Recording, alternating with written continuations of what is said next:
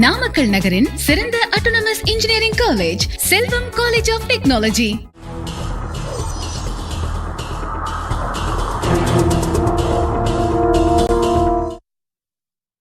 இன்றைய புதிய கோணம் பகுதியில் தி ஒயர் இணையதளத்தில் வந்திருக்கக்கூடிய செய்தி கட்டுரை திரு நஜீப் ஜங், டெல்லியுடைய முன்னாள் துணைநிலை ஆளுநர் எழுதியிருக்கிற அந்த கட்டுரையை திரு மோடி பேசுவது போலி சமத்துவமா அப்படின்னு அந்த கட்டுரைக்கு தலைப்பிட்டிருக்கிறார்.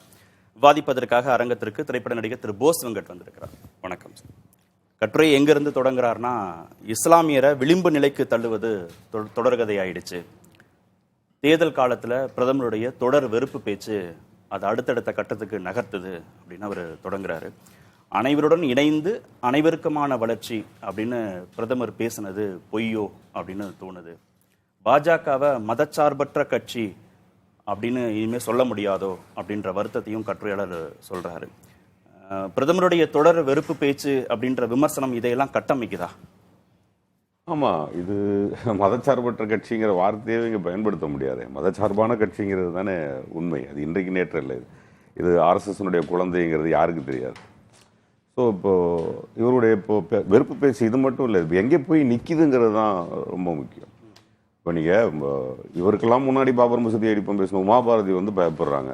ஒவ்வொரு மசூதியிலையும் போய் நீங்கள் சிவலிங்கத்தை தேடாதீர்கள். அதாவது தன் கட்சியை சேர்ந்தவர்களே மக்கள்கிட்ட நீங்கள் போய் ரொம்ப தவறாக சேர்றீங்க. நீங்கள் உங்களுடைய மத உணர்வு ரொம்ப அதிகமாகிட்டே போயிட்டுருக்கு பாருங்கள். ஏன் இது வருது அப்படிங்கிறதுக்கு ஒரு காரணம் இருக்குது. அது தேர்தல் நேரத்தில் மட்டும்தான் அது வெளிப்படுது. இப்போ சொல்கிறாங்க, நாங்கள் வென்று விடுவோம், 400 தொகுதிகளை பெறுவோம்லாம் சொல்கிறாங்க இல்லையா. அப்போ அவங்களுக்கு நல்லா தெரியும்.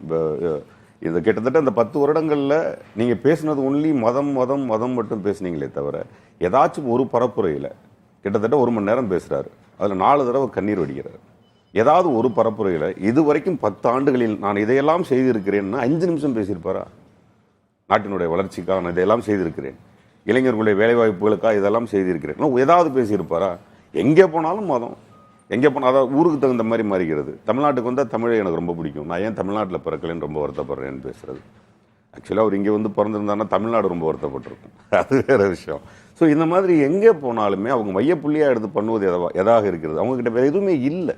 2 சம்பவங்களை கட்டுரையாளர் குறிப்பிடுகிறார். சமீபத்தில் நடந்த 2 நிகழ்வுகள். ஒன்று டெல்லியில் தொழுகையில் ஈடுபட்டிருந்த 2 இஸ்லாமிய சிறுவர்களை ஒரு சப் இன்ஸ்பெக்டர் காலால் எட்டி உதைக்கிற ஒரு நிகழ்வு. இன்னொன்று குஜராத்தில் சர்வதேச மாணவர்கள் படிக்கக்கூடிய கல்லூரியில் தொழுகையில் ஈடுபட்டிருக்காங்க. அவங்கள மற்ற மாணவர்கள் அடித்து உதைத்த சம்பவம். அந்த மாணவர்கள் கைது செய்யப்பட்டிருக்கிறாங்க. இது அங்கொன்றும் இங்கொன்றுமாக நடக்கக்கூடிய சம்பவங்கள்னு புரிஞ்சுக்கணுமா, இல்லை இந்த மத வெறுப்பு பேச்சின் அடிப்படையிலான விளைவுகள்னு புரிஞ்சுக்கணுமா? இல்லை, இப்போ உங்களுக்கு கொள்கை ரீதியாக மனிதன் ஒவ்வொரு இடங்கள்லையும் ஒவ்வொரு மாதிரி மாறிக்கிட்டே இருப்பான். இப்போது பாரதிய ஜனதாவுடைய ஆதரவாளர்களாக, ஒட்டுமொத்த இந்துக்களுடைய வெளிப்பாடுகளாக, அதாவது இந்த சாமி கும்பிட்றவங்கலாம் இந்துங்கிற மனநிலையை வேற ஏற்படுத்தி வச்சிருக்கிறாங்க. நீ சாமி கும்பிட்டா இந்து. இப்போ நமக்கு இது பெரிய உதாரணமாக இருக்குமான்னு தெரியல, பட் இளையராஜா சாரை கூட நம்ம அப்படி தான் பார்க்க வேண்டியிருக்கு. நல்ல சாமியாக நம்ம பார்க்குறவர்களோ அல்லது சாமி கும்பிடுவர்களோ அவர்களெல்லாம் இந்து அப்படிங்கிற மனநிலை இருக்கு இல்லையா. இப்போ அந்த காவலருடைய மனநிலை இப்போ என்னவா இருந்திருக்கும்? தன்னை ஒரு இந்துவாகவோ, எனக்கு எதிரி முஸ்லீம்னோ, எனக்கு எதிரி கிறிஸ்தவர்கள்னோ, எங்களுடைய இந்த நிலப்பரப்பு அத்தனையுமே எங்களுக்கு சொந்தமானதுன்னோ, நாங்கள் எல்லாம் சாமின்னோங்கிற ஒரு மனநிலையை ஏற்படுத்தக்கூடிய ஒரு மனிதனுடைய வெளிப்பாடு என்னவாக இருந்திருக்கும்? இங்கே பிரதமராக இருப்பவர்களோ ஆட்சி செய்பவர்களோ என்னவாக இருந்திருக்கணும்? அதெல்லாம் கிடையாது, இங்கே மதம்லாம் கிடையாதுன்னு சொல்லியிருந்தானே இவனுடைய மனமும் அதனுடைய ஆறுதலுக்குள்ளே போயிருக்கும். இப்போ எதை வெளிப்படுத்துகிறாங்க? வா இது இந்து நாடாக மாற்றுவோம் அப்படின்னு சொல்லி மாற்றுறாங்க. அப்படி மாற்றும் பொழுது அவனுடைய மனநிலை என்னவாக இருக்கும்? அவன் காவல்துறை அதிகாரியாக இருக்கும் பொழுது இன்னும் கூட அவனுடைய மனநிலை என்னவா இருக்கும்? அதிகாரமும் கையில் இருக்கு. இஸ்லாமியர்களை எதிரிகளாக இந்த பேச்சுக்கள் சித்தரிக்கு அவனுடைய மனநிலையே அவனுக்கு என்னவாக இருக்கும்? நான் நிச்சயமாக அவனை அடித்தால் இந்த அரசு என்னை தண்டிக்காதுன்னு அவனுக்கு மனசு சொல்லும், அவனுடைய அதிகாரம் சொல்லும். அதனால தான் அவனால் போய் கிட்டத்தட்ட யூனிஃபார்ம் போட்டவனால அதை போய் செய்ய முடியுது. சரி, ஓகே, அவன் மேலே ஏதாவது குற்றச்சாட்டுகள் பதியப்பட்டிருக்கான், அவன் அரெஸ்ட் பண்ணப்பட்டிருக்கிறானா, வேலையை பற்றி தூக்கப்பட்டிருக்கிறானாங்கிற செய்தியை நம்ம விசாரித்தோம்னா தெரிஞ்சிடும் அவனுடைய மனநிலை என்ன, இந்த அரசு என்ன முடிவு எடுக்குதுங்கிறது நமக்கு ரொம்ப தெளிவாக. ஆனால் இந்த நிகழ்வுகள் குறித்து இஸ்லாமியர்கள் எந்த விதமான கருத்தையும் சொல்லல, எந்த விதமான வெளிப்படுத்தலையும் அவங்க இது ஒரு விதமான இது ஒரு விதமான எனக்கு இதுல ரொம்ப பிடிச்சிருந்தது ஒரு விஷயம் என்னன்னா, ஒரு டீசென்சி. இப்போ நீங்க கிறிஸ்தவர்களுக்கு எதிராகவோ இல்லை இஸ்லாமியர்களுக்கு எதிராகவோ இங்கே செயல்படுவது என்பது ரொம்ப சாதாரணமாக நடந்துகிட்டு இருக்கு. மணிப்பூர் நிகழ்வுகளுக்கு எதிராக கிறிஸ்தவ சமுதாயங்கள் ஒட்டுமொத்தமாக கிளம்பி இருக்க வேண்டும். இன்னொன்று, இன்னைக்கு ஒரு நாடு என்பது கிட்டத்தட்ட அமெரிக்காவினுடைய ஒரு ஷேடோ இல்லாமல் இப்போ நாட்டிலே அது மட்டும் இல்ல, ரஷ்யாவினுடைய ஒரு சிறிய ஒரு உதவி இல்லாமல் உங்களால் வாழ முடியாது. இப்ப நீங்க அப்படி எடுத்துக்கும் போது அதிகபட்ச கிறிஸ்தவர்கள் வாழக்கூடிய மிகப்பெரிய நாடுகளுடைய கட்டமைப்பினுடைய நிழல்கள்ல தான் இந்தியா உட்பட பல நாடுகள் இருக்கு. இப்ப அவங்கெல்லாம் கோவப்பட்டா என்ன ஆகும்? இப்போ அப்படியே உள்டாவா இந்த பக்கம் வாங்க. இப்போ முஸ்லீம் நாடு என்பது இது கிடையாது. அதானே உங்களுடைய வாதம்? அதானே, இங்க முஸ்லீம்களோடு நம்ம கலந்து வாழ்கிறோம், இது முஸ்லீம் நாடு கிடையாதுங்கிறாங்க. இப்போ முஸ்லீம் நாடுகளே கிடையாதா என்ன? அவர்களோடு உங்களுக்கு உதவி எல்லாம் இல்லையா என்ன? அவர்களுக்கும் உங்களுக்கும் உறவு இல்லையா என்ன? இங்க மத்தியத்தில் இருக்கக்கூடிய ஒரு அரசனுடைய வேலை என்ன? உலக நாடுகளோடு நாங்கள் அதாவது இதுல இன்னொரு வார்த்தையை சொல்கிறார், ஒட்டுமொத்த உலக நாடுகளும் இந்தியா தான் ஒரு சமாதான புறாவாக செயல்பட போகிறது, எங்களை எதிர்பார்க்கிறதுன்னு சொல்லி அவர் சொல்கிறார். உலக சமாதானத்திற்கு இந்தியாவை எதிர்பார்த்து தான் உலக நாடுகளே இருக்கிறது பயன்படுத்துறாரு. ஏன் இஸ்லாமியர்கள் பேசலைங்கிறதையும் கட்டுரையாளர் சொல்றாரு. ஏதாவது எதிர்வினையாற்றி அதன் மூலமாக எடுக்கக்கூடிய நிர்வாக நடவடிக்கைகள்னால நம்ம வாழ்க்கை பாதிக்கப்பட்டுருமோ, காவல் நிலையங்கள்ல அதிகமான சித்திரவதைகள் நடந்துருமோ, வழக்க நீண்ட காலம் நடத்தி நம்மளை சிக்கலுக்கு உள்ளாக்கிடுவாங்களோ அப்படின்ற பயத்துல வீடுகள்ல பேசுறாங்க, அலுவலகங்கள்ல பேசுறாங்க, பள்ளிவாசல்களில் தொழுகை நடக்கக்கூடிய இடங்கள்ல எல்லாம் அவங்க பேசுறாங்க. பொது இடங்கள்ல இஸ்லாமியர்கள் பேசுறதை நிறுத்தி 7-8 வருஷங்கள் ஆச்சு அப்படின்னு கட்டுரையாளர் சொல்றாரு. இந்த அடக்குமுறையினுடைய பின்விளைவு வராமல் இருப்பது என்பது பெரிய சந்தோஷம்தான். வெளிப்படையாக இதை வேணா இப்படி சொல்லலாம். இது முஸ்லீம் மக்கள், அந்த சகோதரர்கள் மற்றும் கிறிஸ்தவ சகோதரர்கள் எல்லாருடைய டீசன்சின்னு கூட சொல்லலாம். இப்படி கூட நம்ம எடுத்துக்கலாம். இப்போ நீங்கள் அப்படி பார்த்தீங்கன்னா ஒட்டுமொத்த முஸ்லீம்களுடைய ஓட்டுகளோ ஒட்டுமொத்த கிறிஸ்தவர்களுடைய ஓட்டுகளோ அப்படியே காங்கிரஸுக்கோ இல்லை பாரதிய ஜனதாவுக்கு எதிரான கட்சிகளுக்கோ விழுந்துதான்னு கேட்டால் கிடையாது. அங்கேயும் இதே பாரதிய ஜனதாவுக்கு வாக்களிக்கவர்களும் இருக்கிறாங்க, நிறைய பேர் இருக்கிறாங்க. இன்னும் தேர்தலில் இருந்து போட்டியிட்ட சட்டமன்ற உறுப்பினர்களே நிறைய பேர். பிரதமரே சொல்றார், பாஜகவுடன் இஸ்லாமியர்கள் இருக்கிறாங்க, பாஜக இஸ்லாமியர்களோட இருக்கு. அப்ப நீங்க சொல்ற மாதிரி பாஜகவுக்கும் இஸ்லாமியர்கள் வாக்களிக்கிறாங்க. இதை நான் எதற்காக கனெக்ட் பண்றேங்கிறத சொல்லிடுறேன். இப்போ இந்த பத்திரிகையாளர் எழுதியிருப்பது போல, ஏன் அது ஒரு விதமான மிரட்டலாக இருக்கக்கூடாது, ஏன் அது ஒரு விதமான பயமுறுத்தலாக இருக்கக்கூடாது, ஏன் அது ஒரு விதமான விலைக்கு வாங்குதலாக இருக்கக்கூடாது, அதாவது பர்ச்சேஸ். இங்க பாத்தீங்கன்னா திரு எல்முருகன் போன்றவர்களை முன்னிறுத்தி நாங்க சாதிய மத இன வேறுபாடு இல்லாமல் நாங்கள் செயல்படுகிறோம் அப்படின்னு அவரை முன்னிறுத்துவது, அவருக்கு அமைச்சர் பதவி கொடுப்பது. அவர் போய் அண்ணன் ராசாவுக்கு எதிராக நிற்கும் பொழுது பிரச்சாரமே என்ன செய்வார்? பார்த்தீர்களா, நீங்க பாரதிய ஜனதா அவங்கலாம் என்ன சொல்றாங்க, சிறுபான்மையினருக்கு எதிரான கட்சின்னு சொல்றாங்க, நான் அமைச்சராக இல்லையா அப்படின்னு போய் பேசுவதற்கு ஒரு உதாரணத்தை உருவாக்குவது. அது மாதிரி உதாரணங்களை உருவாக்குவதை இவங்க ரொம்ப அழகா பண்ணிட்டு இருக்காங்க பிகினிங்ல இருந்து. அதற்கு விலைக்கு போகக்கூடிய நிறைய முஸ்லிம்ஸ் இருக்காங்க. அவர்கள் தான் பாரதிய ஜனதாவுக்கு ஆதரவாக இருப்பார்களே தவிர, உண்மையாக இந்த சமுதாயம் நல்லா இருக்கணும்னு நினைக்கிறவங்க, இந்தியா ஒற்றுமையாக இருக்கணும்னு நினைக்கிறாங்க, இந்த தலைப்பை போன்று சமாதானமாக இருக்கணும் என்று நினைக்கிற யாருமே பாரதிய ஜனதாவிற்கு வாக்களிக்க மாட்டாங்க. நீங்க வைக்கிற இதே விமர்சனத்தை, பாஜக மீது வைக்கக்கூடிய விமர்சனத்தை கட்டுரையாளர் மற்ற கட்சிகள் மீதும் வைக்கிறாரு. எதிர்கட்சிகள் ஒரு தேர்தல் நேரத்துல வாக்காளர்களாக, ஒரு ஓட் பேங்கா மட்டுமே இஸ்லாமியர்களை பார்க்கிறாங்க.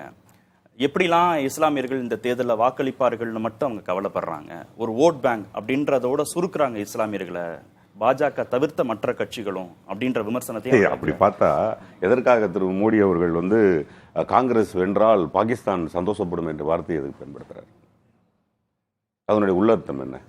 காங்கிரஸில் இருக்கக்கூடிய தலைவர்களுடைய குடும்பத்தினுடைய ஜீன்லேயே முஸ்லீம்ஸ் இருக்கிறாங்க, பாகிஸ்தானுடைய ஜெனட்டிக்ஸ் இருக்காங்கன்னு சுட்டி காட்டுறாரு. அதானே உணர்வு? தானே அவர் எங்கே இருந்து கிளப்புறாரு பாருங்க மதத்தை. அதாவது மேலோட்டமாக உங்களை சதையை சுரண்டி பார்ப்பதல்ல, இதயத்தை அழுத்தி பார்ப்பது. அதாவது இங்கே ஒரு இந்திரா காந்தியினுடைய குடும்பம், நேருவினுடைய குடும்பம் வென்றால் பாகிஸ்தான் சந்தோஷப்படும்.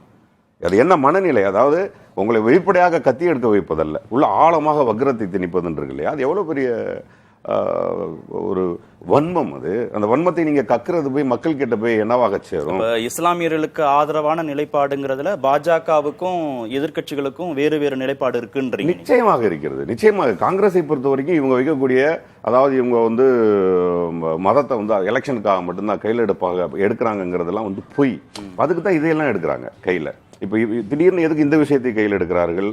காங்கிரஸை பொறுத்த வரைக்கும் இவரே போய் சொல்றாரு, அனுமனுக்கு எதிராக, அனுமனுக்கே நாங்கள் தலைப்படுவோம் என்று காங்கிரஸ் சொல்கிறது, ஜெய் பஜ்ரங் பாலின்னு கத்துங்கிறார். அதை போய் ஒரு முன்னாள் பிரதமர், நான் தான் நாளைக்கு பிரதமராக வரப்போகிறேன்னு நீங்க அனௌன்ஸ் பண்ணக்கூடிய நீங்களே அனுமனுக்கு ஆதரவாக செயல்படுவது அப்படின்னா, அனுமனுக்கு எதிரானவர்களுடைய மனநிலை என்ன?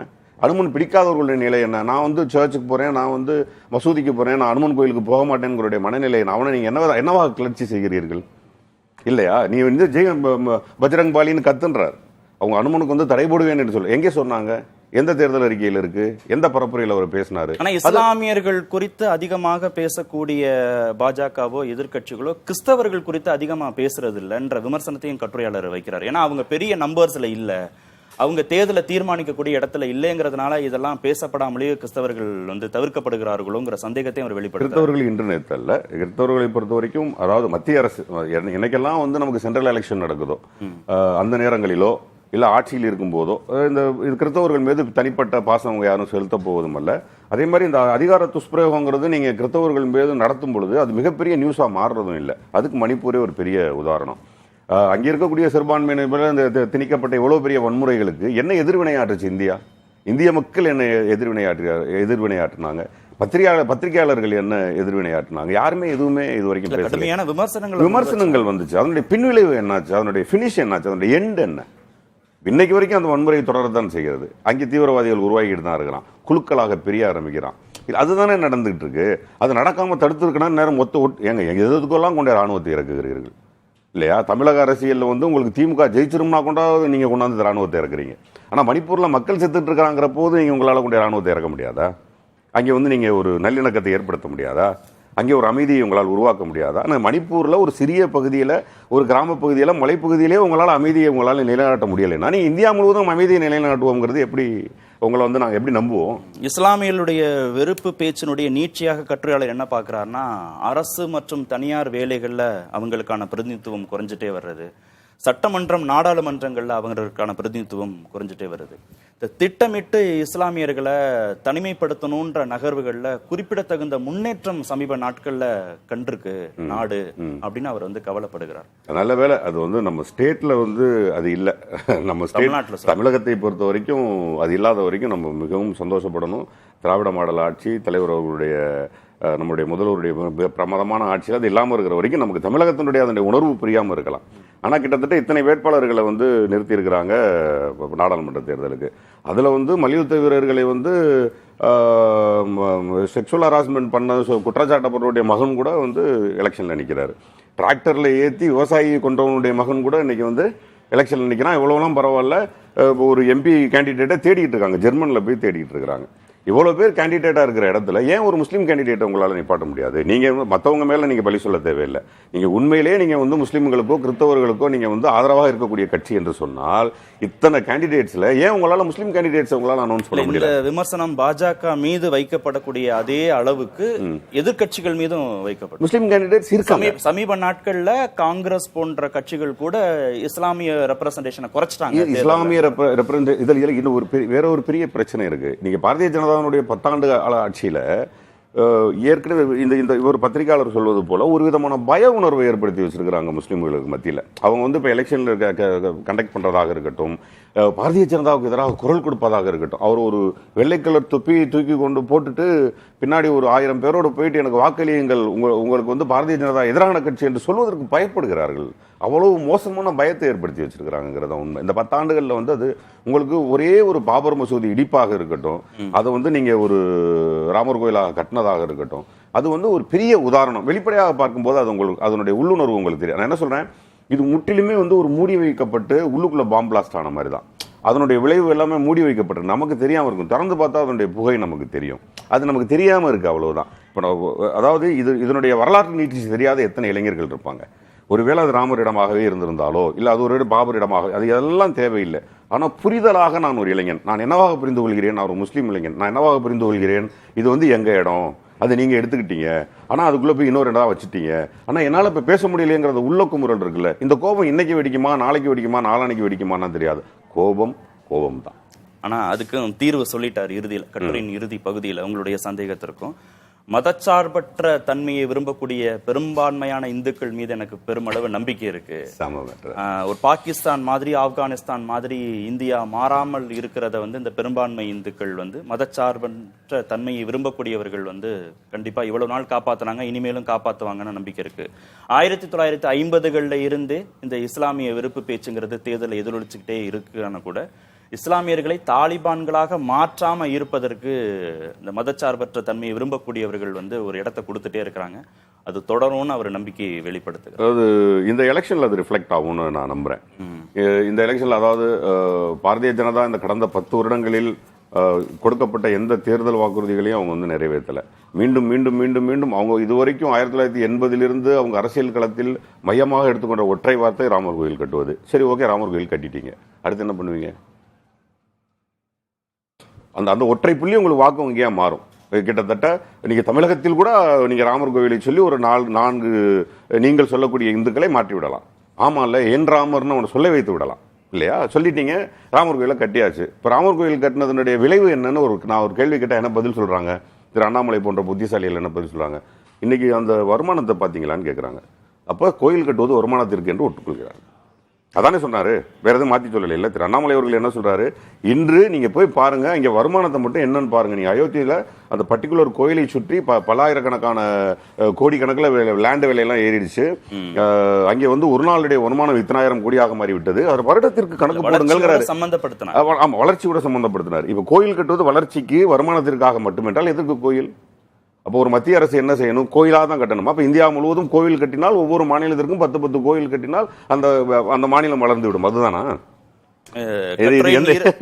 இறுதி பகுதியில் என்ன கட்டுரையாளர் வளர்ச்சி என்பது? அதே கோயில் கட்டுறதா வளர்ச்சி?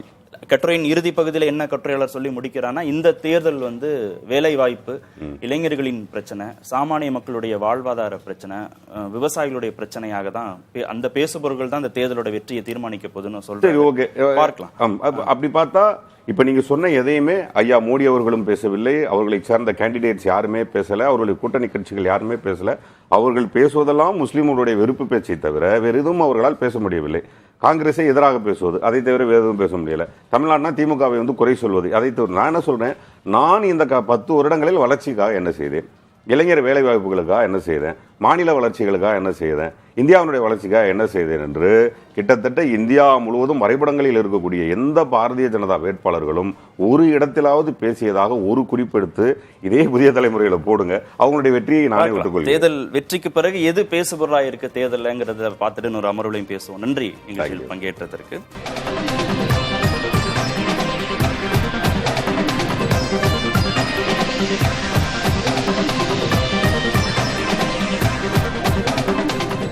நாமக்கல் நகரின் சிறந்த autonomous engineering college Selvam college of technology.